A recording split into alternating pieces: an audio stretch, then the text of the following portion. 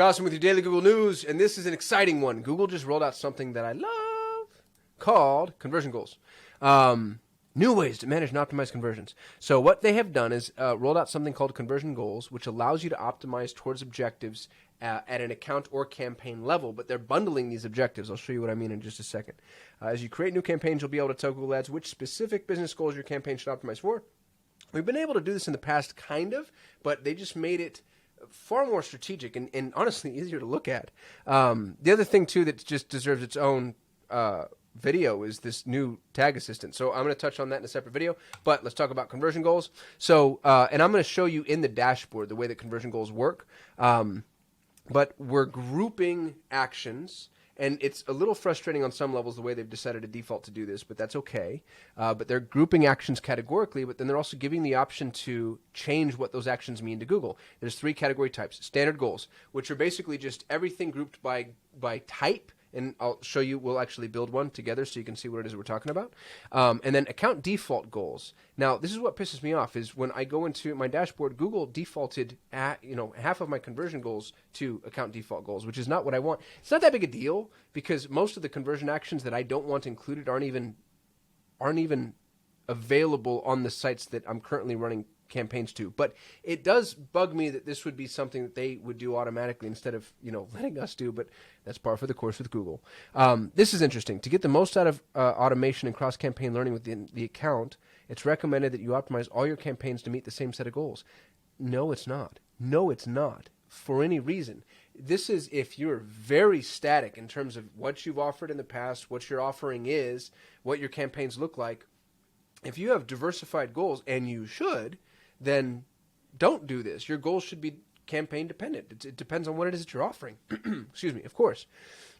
Here's what's funny, is 2 paragraphs later, if you have multiple standard conversion goals tracking different stages of the same conversion funnel, we recommend that you set only one of them as the account default goal. So these 2 things are contradictory to each other. So we've got our standard, account default, and then custom. And custom goals allow you to build your own bundle. It's kind of like a grab bag. Yeah, so is there anything else I wanted to go over here? No, I'm going to dive in and show you what this looks like. So when you go to Tools and Settings, go to Conversions under Measurement, and you're going to see what I see, just dependent upon how your campaign is broken up. But you'll notice that Google is now segmenting all my conversion actions by conversion action type. So here are all my purchase types: subscribe, submit lead form, etc. But you'll notice that if I hover over it, it says account default goal. Purchases said account default goal a minute ago too. I had to log in here and move purchases from use purchases in account goal to do not use purchases in account goal, because I don't want this to be my account default goal. Now I've got custom goals set up that are going to work better. Let me show you just briefly. This is what you're probably used to seeing. Here are the conversion actions. So they've just taken all of your conversion actions and they've categorized them, which is kind of cool. But they've categorized them in a way that allows you to now use these goals for specific campaigns on a global campaign level, which is really cool because it gives you the opportunity to optimize for multiple eventualities depending on where the user is in the funnel. And you can use primary, secondary conversion actions. So I'll show you what I mean. Building a conversion action is exactly the way that you've always done it. So the goal that I select here is going to dictate what category it gets placed in. So if I say purchase now, it's going to be in that purchase category that you saw. And then the conversion action optimization options. This is new-ish. Google changed this.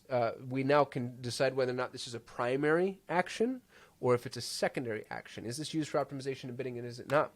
And you might think, like, why would I even use secondary actions if they're not being used for bidding and optimization? They're still being used for the machine learning. You want to give Google predictive indications of intent.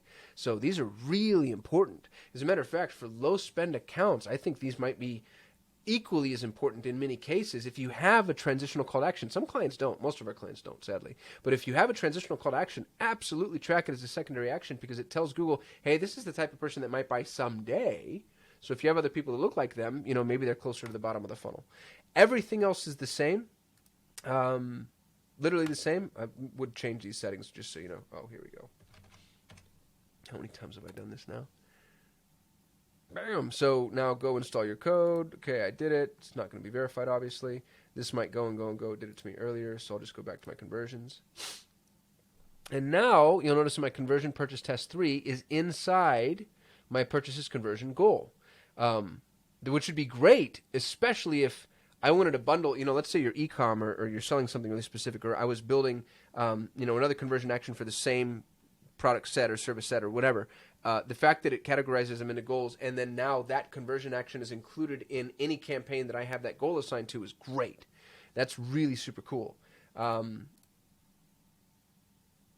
want to delete that, and I want to show you how it's done, but I'm trying to think about whether or not there's anything else I need to use it for. I'll do it later.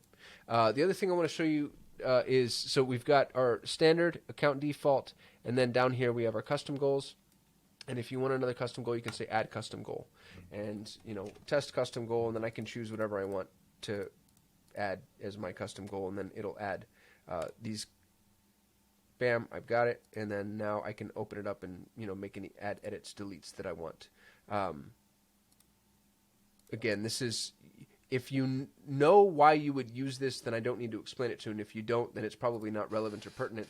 It has a lot to do, I think, with if you're building a certain type of funnel that requires a certain type of conversion action set. Like generally speaking, insurance might be this way. Before they can move on to this product, they have to do this and schedule this or whatever.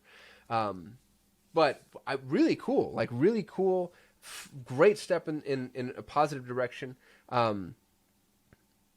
I like that Google's giving us more opportunities to conversion optimize. You can tell that this is them leaning very heavily into their machine learning. They actually say that in their education somewhere, something about how this is going to benefit Smart.